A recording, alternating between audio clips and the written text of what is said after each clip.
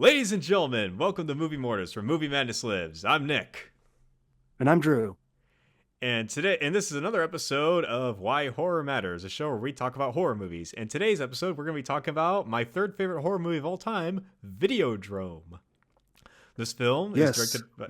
Sorry, did you want to say something? Nope. All right, this film was directed by David Cronenberg and stars James Woods, who plays as a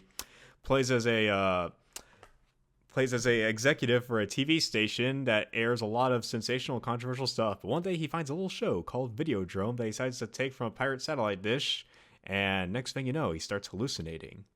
This is Drew's first time watching this movie. I've seen this movie before. In fact, I actually suggested this. I mean, it is my third favorite film of all time. So, Drew, being new to this film, what did you think?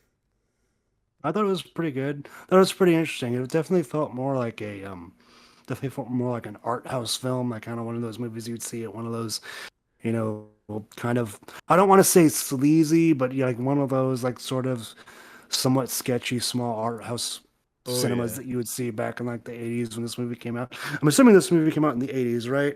Yeah, 80s. I have early 80s. 1983. Yes, I have the case in front of me, viewers. I have the Criterion Blu-ray in front of me. Yeah, we both have the same Criterion. I don't have it with me right now, but I remember we showed it off in the unreleased physical media episode. Or did you ever release that episode? I totally forgot about that episode. Damn it. It's okay. I'm still waiting on the production hell episode. But anyways, that's besides the case. No pun intended. But as you said before, it felt like an art house film, and even Cronenberg wasn't sure if in hindsight if he made an art house movie or not. And even the producer said this movie got a wide release too. This movie was distributed by Universal Pictures, and believe it or not, he got the funding from Universal to do like a one sentence pitch. I don't know what the exact pitch was, but he got the money for it. But granted, one of the producers said this felt more like an art house movie than a theatrical film. And it actually does kind of feel like this, because this film, it is actually, not only is this one of David Cronenberg's quintessential films, along with The Fly and Scanners, which, by the way, both kind of released around the same time. Did you know that? The Fly came out in the 80s. I wasn't sure about Scanners. Yeah, Scanners was Scanners predates Videodrome, and then The Fly came after Videodrome. So that's kind of like the 1, 2, 3 knockout of David Cronenberg quintessentials. And we'll get to more about Cronenberg later, especially reputation-wise. But where was I going with this? Oh, right. David, yeah, he got a lot of funding for this, and he was actually working off a first draft for most of the movie. In fact, there was a whole lot of shots they could not film because they didn't have enough budget. I'm not kidding. Because one thing I think we should touch on is the special effects.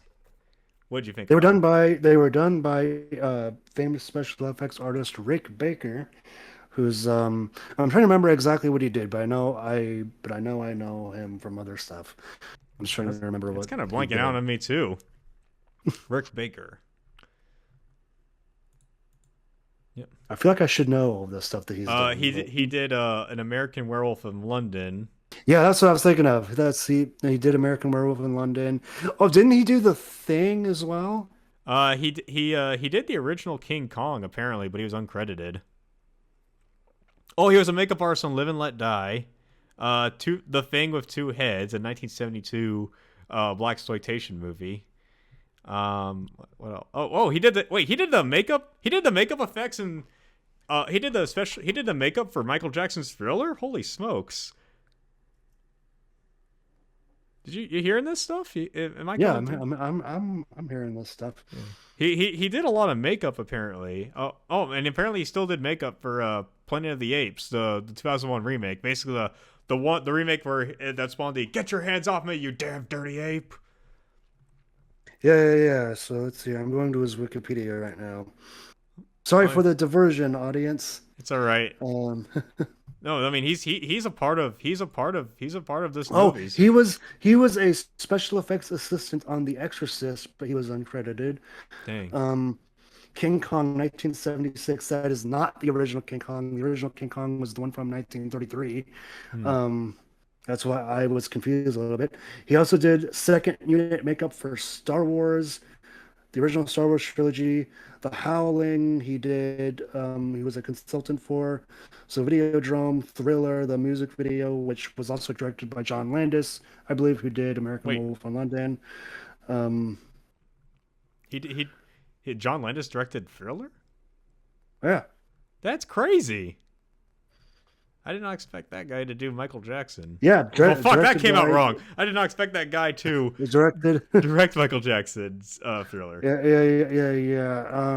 I have an opinion on John Landis and viewers. Side note. I will not be reviewing American Werewolf in London anytime soon or any of his movies for a reason that I don't really want to talk about. But Yeah, I think you mentioned it in the production hell episode, which still needs to be released, or we can re-record it too. We can re-record that episode. But anyways, you should probably re-record it. anyways, Videodrome. What do you mentioned who made it, but what did you think about it? Because I love the visual practical effects. Because like when I think of practical effects, everyone always says, "Oh, The Thing," which don't get me wrong, The Thing, very amazing. But Videodrome, I think, also deserves some credit as well for its practical effects. Yeah.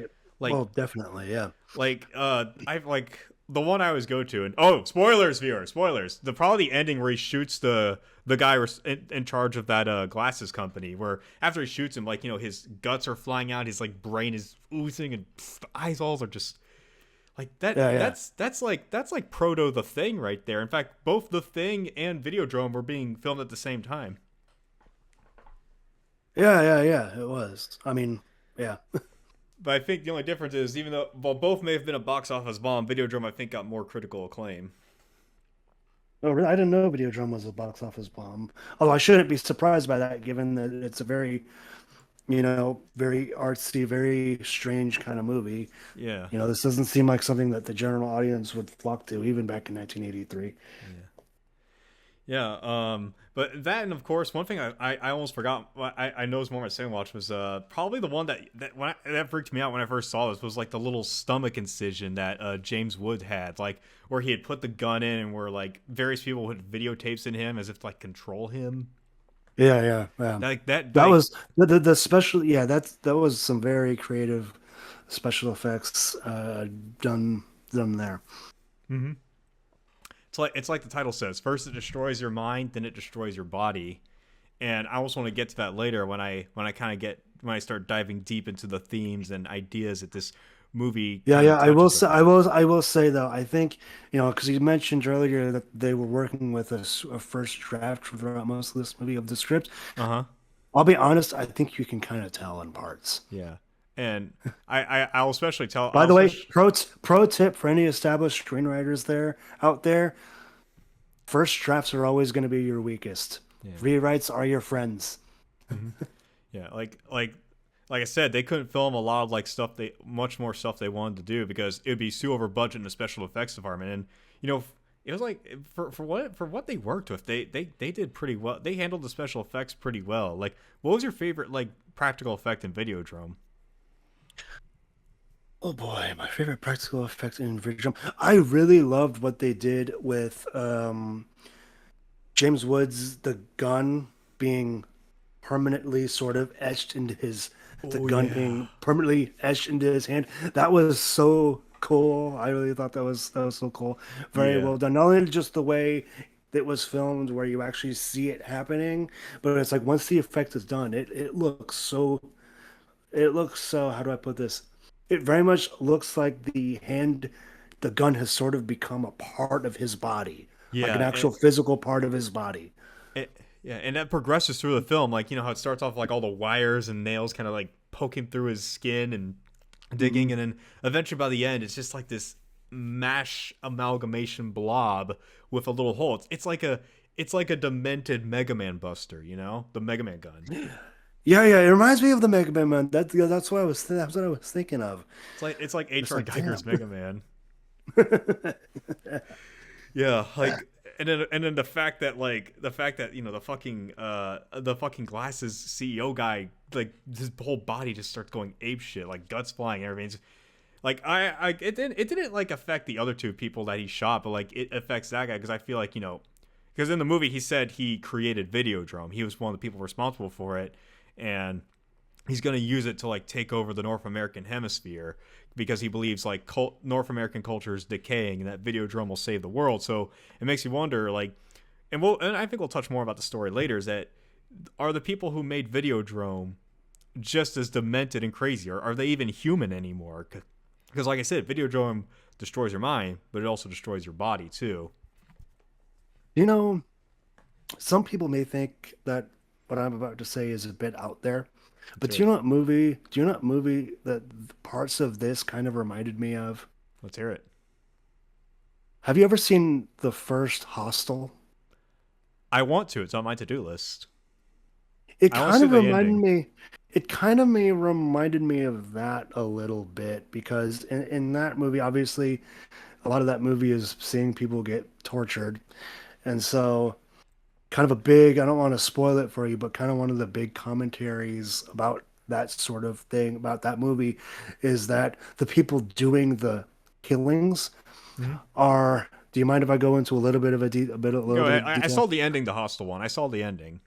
Okay, okay, because I'm not really spoiling the ending necessarily, but the people who are doing these the killings in that movie Mm-hmm. are extremely rich people who are going into this sort of black market, sort of underground hunting club, so to speak, and they're paying to essentially torture people because, them being really rich and everything, they had they have sort of exhausted all the worldly pleasures, like going to strip clubs and all this Ooh. sort of stuff, and that this was the only way that basically paying six, seven-figure sums to basically torture and mutilate and kill whoever they wanted, and in these private rooms where they can do whatever they wanted to them.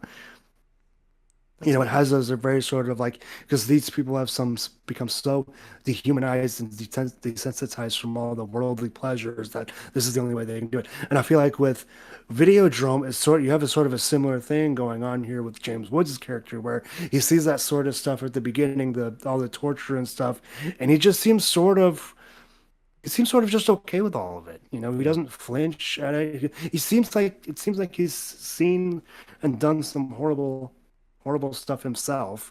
And Hmm. this is never like explained in the movie. Like we never really get too deep into his like background as far as like what happened, what his story was before the events of this movie. And so we're sort of just left to speculate.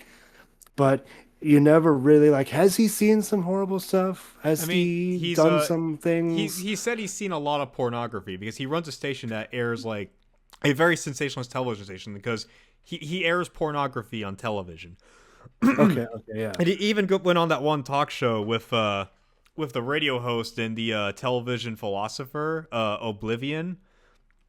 I don't know if that's like a Canadian name or a Irish name, with the O part. But anyways, with Oblivion, he kept saying that his station, Civic TV, is meant for a good market of people who want that stuff. They want to see like things you can't see on TV. They want to see like this extreme content.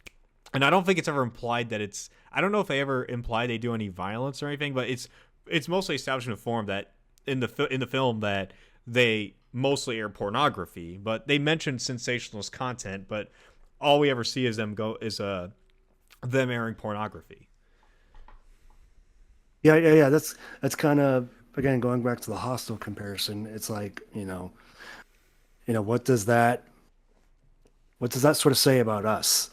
You know, like, if we're looking to seek out this extreme sort of stuff, just because we sort of desensitize ourselves to some of the more tame material, it's like, but yet we're actively seeking out this more extreme stuff. It's like, what does that Mm-hmm. say about us?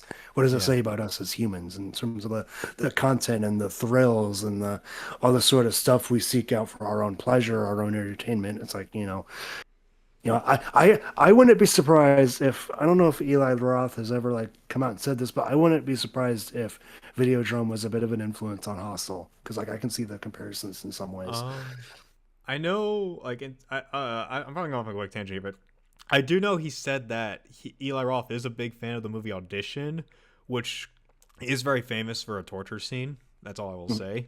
By the way, Audition's a Japanese film, so take that for what you will. There you But as for Any, Videodrome, honestly, anyways, we should probably cover Hostel at some point. oh, 100% I agree. but but anyways, back to Videodrome. But anyways, like yeah, because you mentioned that like the because the funny thing too is like Max Reen, James Woods' character, Yeah. he's very fascinated by Videodrome because he mentions there's no plot, it's just pure torture, and he believes it's perfect. It's essentially snuff, or it may be fake snuff, but I think it's implied within the film that the killings are real, but like, he doesn't learn about this for now. He even rejects like this one softcore porn that Misha, the old lady, pitches to Max Reen, James Woods' character. He rejects it and says like, "Hey, you hear about Videodrome?" And he tells her to go look into it because, yeah, I mean, he's turning down what is essentially softcore pornography, which, from what we've seen of it, seems pretty high budget. For in the film, of course, and his events. Hey, look up this low effort torture shit, and she comes back the next day and warns him, saying it has a philosophy that James Woods can't comprehend, that Max Reen can't comprehend. So I think it's, in a way, it's funny that like he becomes obsessed with Videodrome, a literal torture thing, and like you mentioned, is he desensitized? Is he desensitized? And I think I can kind of see it, but I feel like the hallucinations are when his desensitization finally catches up to him, because like he sees Nikki on the TV, and he even hallucinates at one point when he's like having soft intercourse with Nikki, that he's in the torture room of Videodrome. So kind of. Yeah. So, and that's a cool thing about Videodrome's hallucinations, that it gradually builds up too, and yeah, so that's you make a great point. That it does make a case about how desensitized are we to like very extreme media, and Videodrome being, and of course, and it also, I don't know if it may shit I forgot, sorry, but yeah, that's all I have to say. I would actually like to go more to about Max's character too, and his interactions with Nikki, the radio host. You cool if I do that, or you have more to say about his character and like the what do you think Videodrome within the film represents? Well, let's go more into Max, James Woods' character. Mm-hmm. I will say though, this is more of a personal thing with me. It's like, I'm not big on James Woods personally. So it's like I kind of had to separate that a little bit from his character, obviously, separate actor from the character. Yeah. But I will say though, as much as I hate to give James Woods credit, he does a good job here. Mm-hmm. Yeah, he does an excellent job. And what I think is actually kind of interesting is that like by the end he becomes this like zombie controlled by both the new flesh and Videodrome.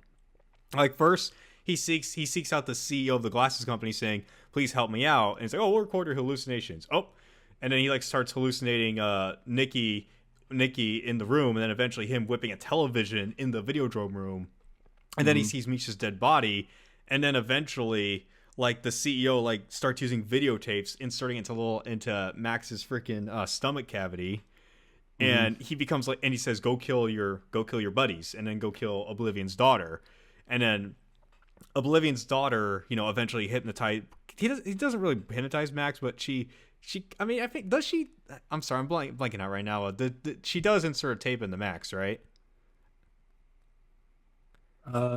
Who? Oblivion's daughter. Yeah, she Oblivion. does. Yeah, she Pretty sure she inserts a does. tape in the Max. So Max is essentially like, he's almost a TV player. It's so he's both in mind and body a VCR player. We make him play things. No, fuck, the characters make him play things to their leisure or needs. Like with the glasses CEO guy, he basically he makes Max a killing machine, but for him. But Oblivion kind of does the same thing to Max. Max kind of feels like this zombie character. I mean, the only time he ever felt something later in the film was when he learns that Nikki is dead. So he's a killing machine, and his mind and in both mind and body completely destroyed by the effects of Videodrome. And in a way, it makes you wonder. The only thing we know about New Flesh is that they're trying to kill Videodrome. Who's to say that New Flesh might have similar goals? Like, they never really established New Flesh, but only as just like an enemy of Videodrome. That's kind of all we know about it. So I guess what I'm trying to say is, like, Max loses his humanity in both mind and body. Like, he's not just desensitized anymore. He's a human VCR player. Yeah. I will say this though about the character of Max. I wish we kind of I feel like this is another one of those elements that might be slightly underwritten because Mm-hmm. we don't really find out anything about Max's character other than, he runs this small local TV station and he's really into the extreme stuff, but it's like we don't really find out anything else about him that could have made his sort of turn to becoming a sort of puppet for these Videodrome people a little bit more impactful, a little bit more like I don't know, because I don't know if this was an intended thing, but was it the intention of David Cronenberg because he's the writer and director? Was it the intention of him to sort of show a period of essentially dehumanization from one of Max from one point to the end? Because it's like I feel like his arc is that he just I might have missed something. I've only seen this once. This is my first time watching it, but was he? I feel like he just sort of went from a TV station looking for to air some more extreme content to basically a pawn at the end I of the think movie. I think that's kind of what happened to him, which I think is a little ironic since he runs a television station. But it's like he becomes so obsessed with the creation that the creation controls him. Isn't it? So I Yeah. kind of that's how I feel about it, because a part of me does wonder, and I don't know if we'll get this in the end, if was anything did was is Videodrome real? Was the hallucinations real? Were the people actually plotting against Max, wanting to control him, or was he just insane and he just shot himself for nothing? Which we'll spoiler alert. We'll get to the ending. We'll get to the endings later. Um, but because actually we'll get to the ending right now, because like the very end he's a fugitive, both for killing his own TV workmates and then the CEO of the glasses company, and he flees Hmm. to a boat where he sees a TV that Nikki's still alive, saying that death is not the end, like you will ascend, which feels very cult like in a way. You got the cult of Videodrome and the cult of the New Flesh, which makes you wonder, is the New Flesh and Videodrome working side by side, or is just Max genuinely going insane? Because like one thing I thought was like, did any of that happen? Did any of that happen? Like, is do you think Max ascended to being a New Flesh to fight off Videodrome, or did Max just kill himself and was just insane the whole time? I don't know. I think either possibility could work. Yeah. Um, I'm kind of leaning towards Max just being insane. Hmm. Um, but I don't really have a ton of evidence to back it up, That I mean other than just a gut feeling. that makes sense, because I feel like with some psychological horror movies, like they do have some outside forces showing that the main character is seeing things and that they're not normal. Whereas in Videodrome, like Max is no one's ever stopping Max. The only people stopping him are the people who work. It's like Videodrome's like a secret society, and the same to an extent to the New Flesh. Like we don't see any other outside part going, Max, you need to calm down about this Videodrome stuff. Like no, everyone's just like, yeah, I work for Videodrome. We kind of planned this, and then everyone's like, hey, I know Videodrome. They ain't your friends. Like it's like the whole Mhm. world's just kind of again. Max has become a zombified pawn. Whichever VHS player you insert to him, he plays for you.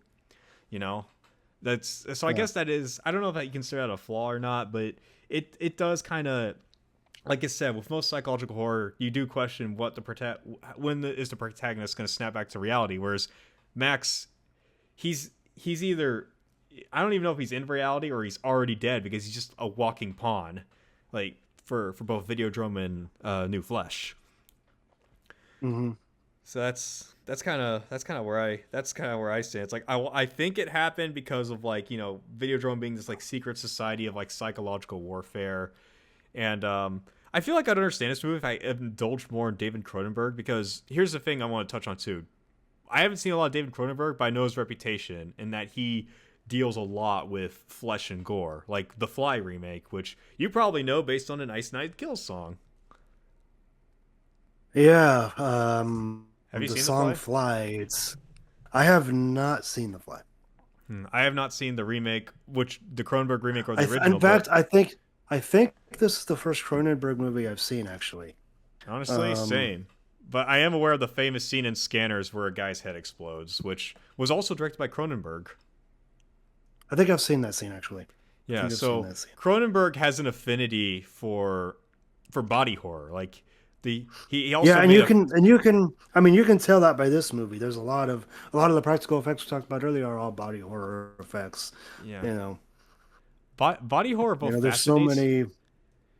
Sorry, you Yeah, first. body horror for me is can be kind of hit and miss. Like sometimes it can be good, sometimes they can just be really gross for the sake of being gross. Body horror is both fascinating and disturbing. Like I'm not disturbing for me. Like I like the appreciation of special effects and how creatively disgusting things can get, but also at the same time, I I can get a little. Like I said, the first time I watched Videodrome, I was a little uneasy about like James Woods inserting things into his like a little gaping flesh wound. Um, Yeah, yeah, yeah. that was the second time I was just like, oh, okay, like but like I'm not squeamish, by the way. I'm not. I don't think I'm too. I don't I'm think not I'm too either. squeamish. I mean, I could go into a detail about how the only time I was ever disturbed by a film by like gore was. I mean, there's only like in terms of movies, there's only like one instance I was ever disturbed by gore, and it was like when John Wick split open somebody's eye socket. Like, I know that's not horror, but just seeing that, just like shit. Yeah. Yeah, I was can't say Videodrome had anything that I was like really disturbed by, because like I'm one of those people where it's like I've seen enough horror movies and stuff to know where it's like nothing really like disturbs me unless it's like um the only horror movie I can actually think of was a movie I actually mentioned on last week's episode, The Last House on the Left, which was Mm. Wes Craven's directorial debut. I mentioned that last week when we were talking about Scream, because Wes Craven, but that was more due to subject matter more than anything on Uh. screen. So if any of you have seen Last House on the Left, the original 1972 one, you'll know what I'm talking about. Mm. But not necessarily because of what is on screen, but just because of what it suggests and what the subject Yeah. matter is. But aside of things like that, there's not too much that really gets to me, just because like I've seen Yeah. so much. That. Which I think. again, which again, we can kind of tie back into what we were talking about earlier about desensitization. Yeah. But for Videodrome, I was the scene you were talking about earlier where the optical CEO guy when his body just gets all fucked up after he gets Yeah. shot. That was definitely pretty gross. I'll say that. Oh But yeah. again, I think that was the point. Oh I think yeah. that was the point. And like I said, like compared to like the TV people that Max Green shot, like they were normal deaths. They didn't like spaz out in bodies unless that was one of the original things in the script because there was a lot of scenes they could not shoot due to budget reasons. Yeah, yeah, and it looks Yeah. like they were definitely pushing the budget to its limits. Oh, 100%. 100 Which anytime, definitely. this is a bit of a side tangent here, but it's like anytime I see a movie that's very low budget, I kind of have to like, I almost want to be careful about criticizing it just because it's like, with how expensive movies are to make, even back in the 1980s, it's like anytime when you can make a movie on a micro budget and make it honestly as effective as this is, it's like whatever criticisms I can think of are almost irrelevant. And when you compare just what they were able to achieve on such a low budget, and that's one of the things that attracts me to horror so much because though there's such a low barrier to entry with horror, you can get all these different Yeah. things from all these different sort of Yeah. filmmakers and all these different voices. Um, I was gonna so ask, would you you know does that also apply to something like The Amazing Bulk? what? Do you know about The Amazing Bulk? It is the What do you? lowest of low budgets. It's basically a mockbuster of the Incredible Hulk, but it's like a fucking purple monster, and everyone's in front of a tiny green screen. Half of the special effects are just like PNGs and GIFs. Just look up the video. Look up. Okay, I mean, okay. That honestly, the PNG part, that just sounds more lazy than anything with budget constraints. Okay, After this budget podcast, I'm gonna constraints, but budget constraints do not account for laziness, like like or like unoriginality. there's a video I'm gonna send you. It's called "We Are Almost at the End of the Movie," and we haven't even used all of our stock footage yet, and it is. I have to send you this after the podcast. Oh my gosh. Or I mean, I could try live streaming it too. But anyways, Videodrome, Okay, I'll Videodrome. say this. I'll say this. If in regards to my criticisms comment, here's the thing. I won't criticize your movie too hard if I can tell by watching it that you put in effort into it. Right. That you There's put this effort one. into it. There's this one famous director whose name I forgot, but like he's known for like really low micro budget science fiction films, but they're like the equivalent of a high school project. But at the same time, he's kind of gained a cult following because he just kept making them, which is very admirable, honestly. It is admirable, yeah. Yeah, and no, I'm not. I'm not talking about Derek Savage, the creator of Cool Cat. Cat's a completely different guy entirely. Anyways, let's get back to Videodrome now. right, Videodrome. But like I said, a part of me does wonder, like when I was researching, like if this got a remake with more budget, more money. And by the way, I don't think this film deserves a remake. I think it's fine for what it is. No. But if it does somehow get a remake, because let's be real here, Hollywood's remaking anything. Like I just learned. Sorry, off topic. Like if it does get a remake, I want them to include the scenes that David Cronenberg could not make because like there's even a scene where they want to have a TV come out of Max Reen's bathtub, but they didn't know how to make a TV work in water, so they only figured it out right after the movie was done being shot. I mean, that's something you could probably easily do with some computer graphics stuff.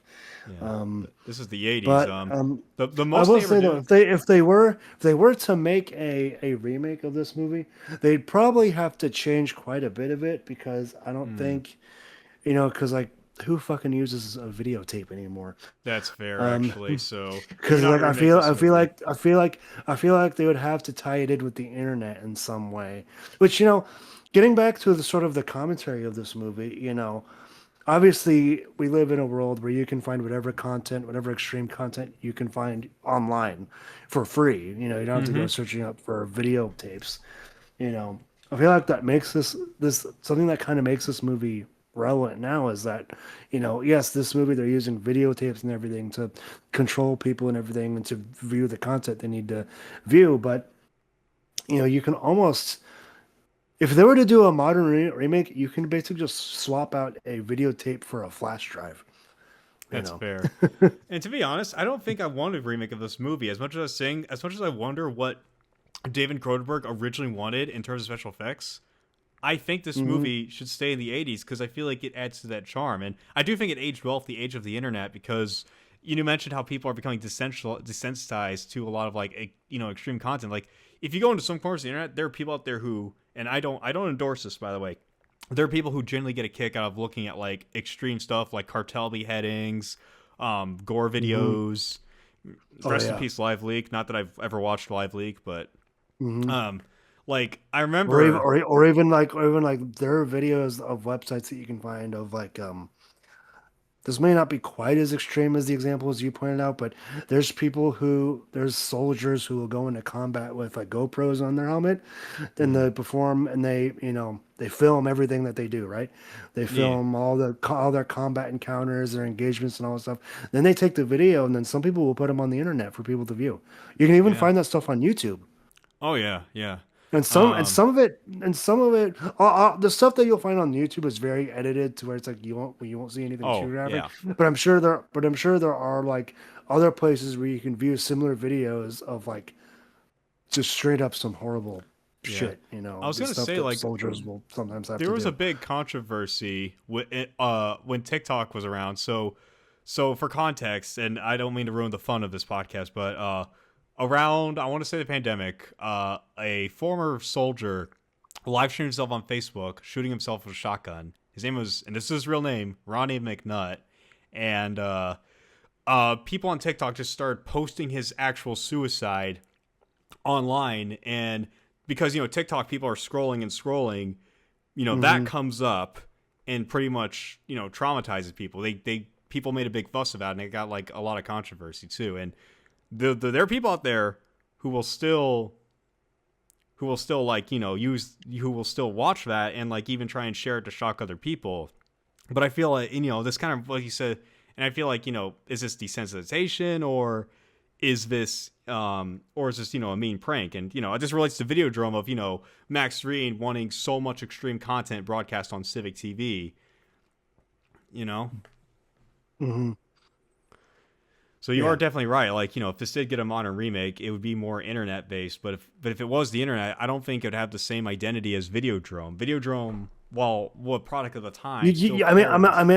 I mean, you could use a similar concept, but you probably couldn't call it Videodrome. You have to call it something else. Hmm. You know. I think there was a different name for this movie actually. I can't remember what the name of it was. It's like broadcast blood or something. What was the original name for Videodrome? The original name for Videodrome was Network of Blood. Network of Blood. That was the original title before it was changed to Videodrome. And Yeah, your Network of Blood would probably be more fitting these days if they were to do yeah, like an internet-based remake of it. uh-huh. I Because mean, to be fair, in the internet you have networks and all that sort of stuff. yeah. You know. I mean, probably the closest we'll ever get to like something like that is there's this indie game called Welcome to the Game, which is literally about you searching the deep web for a red room, which is literally a live stream of someone getting tortured and killed. But I feel like with Videodrome, that's different though, because that's more of a puzzle game, and that game seems like Dark Corners in it, whereas Videodrome is more like is a psychological science fiction body horror thriller where watching Videodrome like corrupts your mind and your body. Like Hmm. you end up, well, it mostly corrupts your mind because it desensitizes Max, but eventually, and I feel like the only time Max ever showed humanity was towards Nikki, the talk show, the erotic radio host, which I want to talk about real quickly. Nikki was such a weird character. I mean, they were basically a horny, they were basically just they were basically a horny erotic person for a radio show. But when Max shows her Videodrome, she says, "I want to go on Videodrome." But Max says, "No, you can't go on Videodrome. This might be real." It's like, and she ends up like burning herself with a cigarette show. Like she can she's used to pain. She can handle this stuff. But when she allegedly goes to Philadelphia, where allegedly Videodrome is being filmed, Pittsburgh. the show within the Pittsburgh. show, not the movie. The movie was filmed in Canada. Well, Okay. it was Anyways, Pittsburgh. It was Pittsburgh, not Philadelphia. yeah, it was Pittsburgh. I'm sorry. I was watching some MLB videos on YouTube. But anyways, in Philadelphia, Pittsburgh. Goes to Pittsburgh, and she never comes back. And it's later revealed that she was killed by Videodrome. But at the same time, she appears in Max's hallucinations, and then eventually, within the final hallucination, where she's on TV saying, "Max, KYS." Hmm. Yeah. Well, she doesn't exactly say it. She simply says, like, death is not the end. Become one with the new flesh. And we don't know what exactly this new flesh is, along with what we know about Videodrome either. So it's kind of interesting that, like, maybe it's trying to say, like, is new flesh trying to sanitize the world? Well, not really sanitize, but new flesh is just like a counter to Videodrome, whereas Videodrome is kind of like desensitizing the North America, as that's one of its goals was. Whereas I feel like New Flesh just wants to keep order or something like that. Like all we know about New Flesh is that it wants to destroy Videodrome. So Hmm. it's like it only calls out to people who have been affected by Videodrome, including Oblivion, who was Hmm. Videodrome's first victim. And the Glasses CEO guy says, no subject has ever come back except for Max. So, and yeah, and by the way, the recorded hallucinations helmet, that was kind of strange, but at the same time, it was kind of an interesting prop piece, and it makes me wonder, was Videodrome influencing Max even more with the hallucinations? Like, was the helmet really going to record his hallucinations, or just more as a means to speed up his body deformity? Because after that very scene, he sees a dead Misha, but when he calls over Harlan, the pirate satellite guy, he says, "Oh, there's no body. Oh, by the way, I work for Videodrome," and brings in the CEO and puts the tape in him. And it's that. So Videodrome's got me like thinking, like, is Videodrome like a secret society? I'm sorry, was that too much of a ramble? A little bit. I will say throughout the movie though, something that I always thought that Videodrome was just a when I was watching this movie, I got the feeling that Videodrome was just a series of videos and shit that fucks with people's minds. I didn't really I'll be perfectly honest, I might have missed something, but it's like I wasn't picking up on all the stuff that you're talking about where it was like, oh, there's this society, and then there's the New Flesh, which is something else. I thought New Flesh was something that was part of Videodrome. I don't know It why. I could. just didn't pick up on that. I think it Again, could be. I feel like this kind of goes back to, hey, this script was first draft. They It could have made admittedly it. They was. they could have made it more clear to the viewer. Be like, hey, these are Yeah. two separate things, and they're fighting each other, or they Yeah. are like rivals of each other. Again, Yeah. people, do not film your first draft of the script. So did you know this movie actually had three endings, but they could only film one of them? Kind of feels like it that So they were. the original ending had both Max reuniting with Nikki and Oblivion in the Videodrome room, but both sorry, both shit, I think I might have caught something. Both Nikki and Oblivion have like the same stomach cavities that James had, and then like they have like, and it ends with them kind of like with really messed up organs.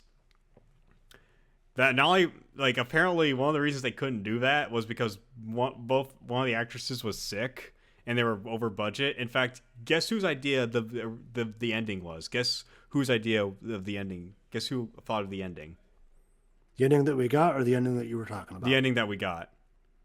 Okay, who? James Woods. James Oh. Woods came with the idea of Max offing himself. Yeah, I'll be honest. I probably should have mentioned this earlier, but that ending sort of just left me a little confused, to be honest, because I'm just like, okay, I don't know. Again, it just didn't make any sense for me for him to just off himself like that at the end. Well, he was convinced by Nikki to become one with the new flesh, and that included killing his physical body. Like he ain't human no more. That's for sure.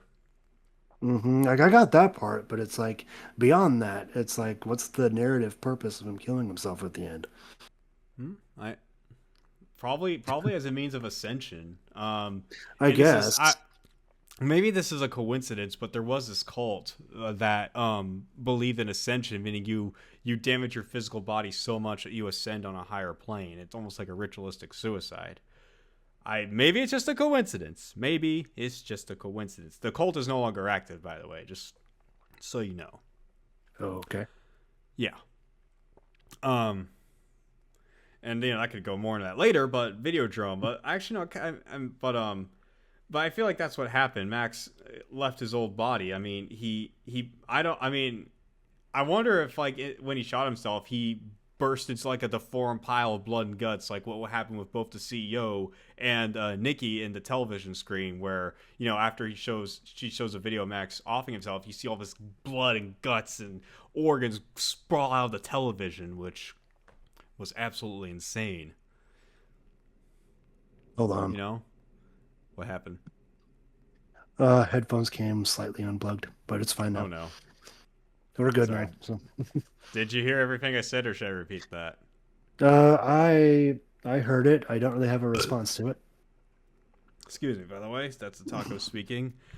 Um, but yeah, that's like Max ain't. It's like I mean, we don't exactly see what happens to the remains of Nikki's body. All we know is that Nikki was tortured and killed, like what happened in Videodrome. And Yeah, in a yeah. way, I think Do I think do Mish. do we know that for sure that Nikki was killed? Because we never see her body at any point. We never actually see her actually get killed. Because remember That's true. in that scene earlier when it shows her getting killed, it cuts away right before they kill her. So it's Hmm. like, did she get killed? is she really dead, or is this all just another thing where Videodrome is just sort of fucking with Max? Is it Maybe. another power play that they're using to influence I mean, him to be their pawn? that's true. I mean, they did. Max. It's implied that Max learned how to control his powers when Harlan tried to insert the fleshy videotape, which not gonna lie, when I first saw him, I was like, whoa, whoa. Yeah, yeah. Like when he tries to input the fleshy videotape in Max, it's like the as like a final solution for Videodrome. He it's implied he gets control of his little stomach cavity and pretty much destroys his hand into an actual like a German grenade, World War I grenade. Did you Hmm. catch that or no? Yeah, I caught that. Yeah, and then he eventually, excuse me, explodes. And sorry, viewers, I eat tacos. And anyways, um, like so, and then also after he explodes, when James Woods walks out of the building, you can hear a kid go, "Look, mommy, an explosion happened." So that was Yeah, real. That yeah. That was real. Yeah, I mean, it wasn't real in the film. Nobody actually yeah, exploded and yeah. died, Yeah. but in the film's reality, that was real. So maybe Yeah. there is some kind of reality that Videodrome is trying to influences people, not just turning them into like freaking zombies and tortured souls. But yeah, it's like Misha said, Drome has a philosophy of like collectivism, like what's that word, like hive mindedness, where everyone just kind of Hive becomes a mind. different creature on the Hive inside. Yeah, mind. hive mind. But yeah, um, that's kind of one of the reasons. Yeah, so Videodrome is both a trip and and visuals and story. Like you see all these visuals of like TVs coming to life, pulling out guns, making out with becoming human and making out the main character. And Max does question all of it, but eventually he can't. Just he eventually can no longer question it. He's just desensitized. Not only is he desensitized to violence, he's desensitized to hallucinations. He's accepted that he's a human VCR player. Hmm. And yeah, Videodrome's freaking crazy, but I love it. And like I said, you also brought great commentary. Did you know the inspiration for this film was David Cronenberg? Sometimes he gets signals from North America because he grew up in Canada, and he get TV signals from North America, and he was afraid he might come across something illegal. And what's even more crazy is that Civic TV, the television station Max works for, is based on a real television station called City TV, which was known to air softcore pornography late at night. Really? Yeah, yeah. Okay. That's interesting. Yeah, and I guess one more interesting fact too. This is a minor note, but it became a huge thing, especially. Do you know the in the beginning when Max is being sold Japanese porn to a Japanese salesman? So Yeah, that yeah. Japanese salesman actually tried running for a government position later on, but his role in Videodrome started getting his reputation damaged. His opponents kept using that as an example to damage his reputation. Why? It's just a part he played in a movie. I know, right? So stupid. I know, I know. But yeah, do you have anything to add on to this? I feel like I've been yapping way too much. Like what was your most enjoyed and least enjoyed moment in Videodrome? I can't say there was like a least enjoyed moment because I pretty much enjoyed the whole movie, other than just feeling that they should have took another jab at writing the script. Oh, um, 100%. but favorite part, favorite part.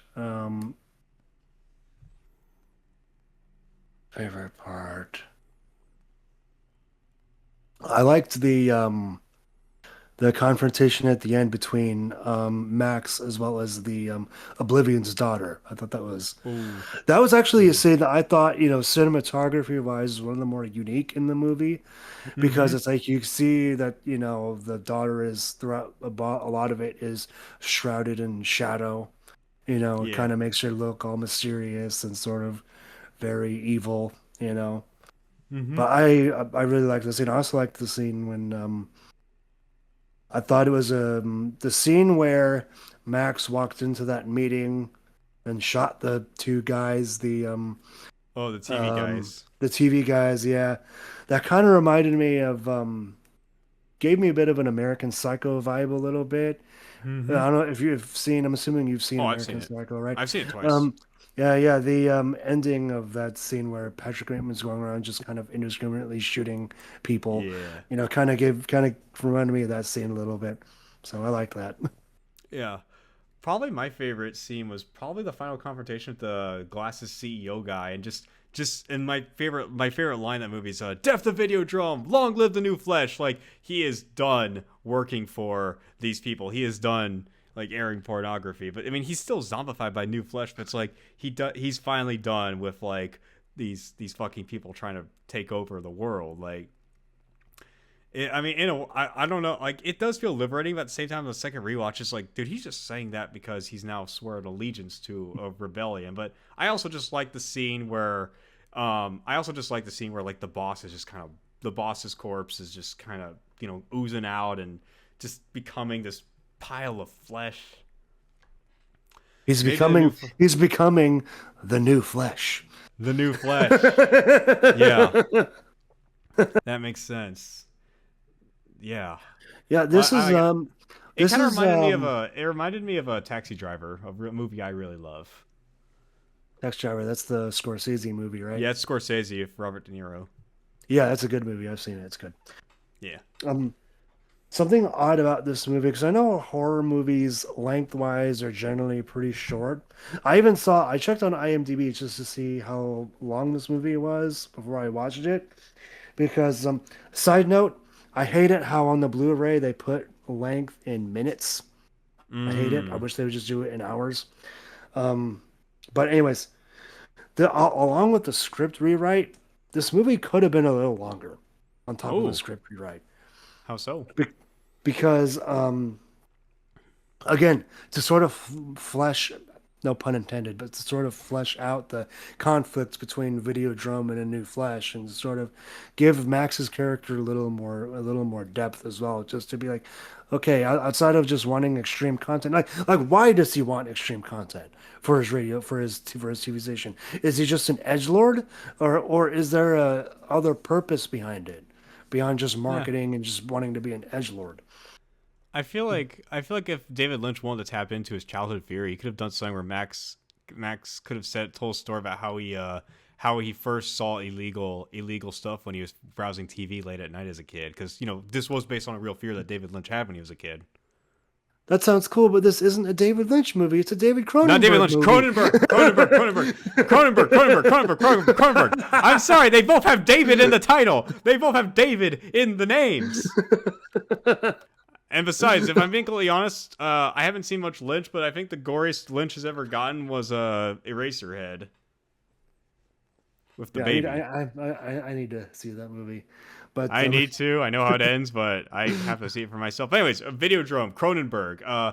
Cronenberg, that is based on a real fear that Cronenberg had, was yeah. seeing illegal content. So I feel like he could have put that in James Woods' character, but I have a feeling he might have put that as a fear of being a self-insert. But I don't think I Max mean, Reed's a self-insert. I mean, writer directors just sort of do that where there is a character representing their point of view. It's not Mhm. exactly uncommon, you That's know. fair. That's fair. And going back to Taxi Driver, this Travis Bickle was actually based off the screenwriter for that film, not Scorsese. It was a different guy who assisted Scorsese in it, it was a different guy who wrote the screenplay for Taxi Driver. But yeah, I think putting yourself in a little bit of yourself into a character, like the thing with a self-insert character, is literally when you put yourself in the movie, like that's Mm-hmm. in the story, that's a self-insert character, because it's pretty common for writers to put a little bit of themselves, maybe a little bit Yeah. of themselves into one character or to this character, Yeah. because when you're writing, you write what you know, right? So it's Yeah. like, so. What I'm saying is that's not uncommon, so I don't think you should Cronenberg be knows how scared of to that. Cronenberg knows how to fuck up the human body. That's for sure. Yep, yep.